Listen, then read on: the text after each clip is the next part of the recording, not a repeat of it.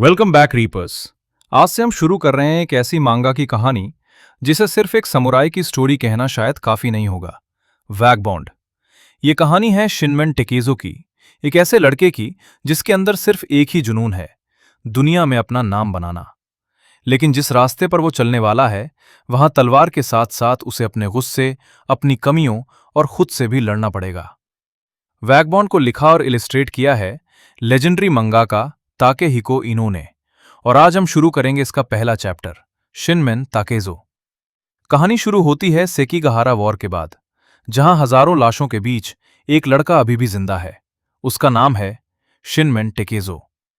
सेकीगाहारा की जंग खत्म हो चुकी है। लाशों के बीच पड़ा टेकेज़ो बारिश के पानी को पीने की कोशिश कर रहा है। उसका पूरा बदन जख्मों से भरा हुआ है और आसपास सिर्फ तबाही के निशान नजर आ रहे हैं। हर तरफ लाशें बिखरी हुई हैं, कहीं टूटे हुए हथियार पड़े हैं, कहीं घोड़ों के निशान हैं, और इन सब के बीच टेकेज़ो किसी तरह जिंदा रहने की कोशिश कर रहा है। तभी उसे पास से घोड़ों के कदमों की आहट सुनाई देती है, लेकिन वो कुछ नहीं कर सकता। घोड़ों की आवाज धीरे धीरे दूर चली जाती है और इसी तरह टेकेज़ो की रात गुजर जाती है। अगली सुबह टेकेज़ो की आंखें किसी के कराहने की आवाज से खुलती हैं। उससे कुछ ही दूर एक और आदमी पड़ा हुआ है। ये है माता हची। टेकेज़ो अभी भी खुद को हारा हुआ महसूस कर रहा है, क्योंकि उनका दाल ये जंग हार चुका था। वहीं माता हची खुद से अपनी मां सा माफी मांग रहा होता है। उसने अपना गांव मियामोतो छोड़ा था सिर्फ इसलिए कि दुनिया में अपना नाम बना सके। लेकिन अब हालत देखो, ना नाम बना, ना कोई जीत मिली, और सबसे बुरी बात, वो ओत्सु को भी छोड़कर यहां आ गया था। तभी माता हची के सामने एक शख्स आ जाता है। माता हची को लगता है कि शायद कोई बैंडिट हंटर है जो उन्हें मारने आया है, लेकिन फिर वो आवाज सुनता है, मतातशी। ये तकेज़ो था। तकेज़ो जिंदा था। अपने दोस्त को जिंदा देखकर मतातशी की आंखों में आंसू आ जाते हैं। तकेज़ो उससे पूछता है, चल सकता है? क्योंकि अब उन्हें किसी भी तरह वहां से निकालना था। अगली रात होने वाली है। माता हची अब तक तकेज़ो के सहारे चल रहा है, लेकिन अब उसमें और चलने की हिम्मत नहीं बची। खाने के नाम पर उन्हें घास तक पर डिपेंड करना पड़ रहा है। वहीं टेकेज़ो अपने जख्मों की मरहम पट्टी करते हुए माता हची से कहता है कि जैसे ही गांव मिलेगा उन्हें दावा मिल जाएगी। लेकिन माता हची निराश है। आखिर क्या ये सब वही था जिसके लिए उन्होंने अपना गांव छोड़ा था? उनका मकसद था अपना नाम बनाना।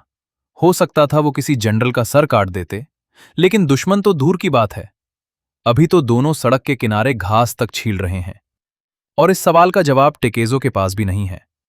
तभी टेकेज़ो को अपने पीछे किसी की मौजूदगी महसूस होती है। माता हची घबरा जाता है। वो टेकेज़ो से कहता है कि अगर वो मर गया तो उसके बचपन के प्यार ओत्सु का ख्याल रखना। तभी किसी की तलवार माता हची की गर्दन पर आ जाती है। माता हची को लगता है कि शायद टेकेज़ो फिर से उसके साथ मजाक कर रहा है, लेकिन जब वो पलट कर देखता है तो सामने एक असली समुराई खड़ा है, और वो माता हची पर हमला करने वाला है।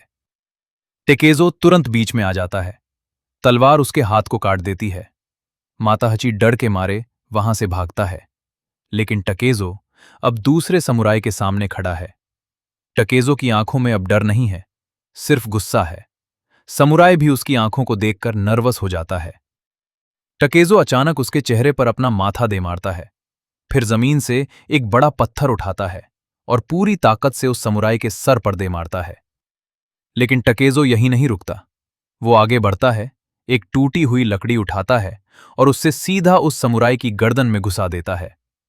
अटैकर वहीं मर जाता है। टेकेज़ो के लिए यह सिर्फ एक और जिंदगी थी जो उसकी तलवार के रास्ते में आ गई। अब रात का अंधेरा छा चुका है। चांद की रोशनी में टेकेज़ो और माता हची किसी तरह आगे बढ़ रहे हैं। माता तची को लग रहा है कि वो किसी भी वक्त मर सकता है, लेकिन टेकेज़ो को ऐसा नहीं लगता।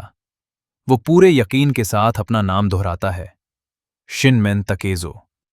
जैसे वो खुद को याद दिला रहा हो कि अभी उसका सफर खत्म नहीं हुआ।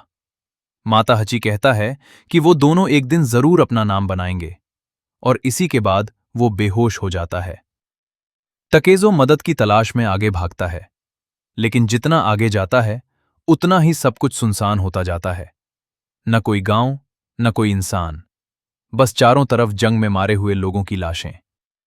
टेकेज़ो की ताकत भी अब जवाब देने लगती है, और आखिरकार वो भी बेहोश होकर जमीन पर गिर जाता है। लेकिन कहानी यहीं खत्म नहीं होती, क्योंकि कुछ देर बाद एक लड़की तकेज़ो के पास पहुंचती है। उसका नाम है अकेमी। और अकेमी कोई आम लड़की नहीं है।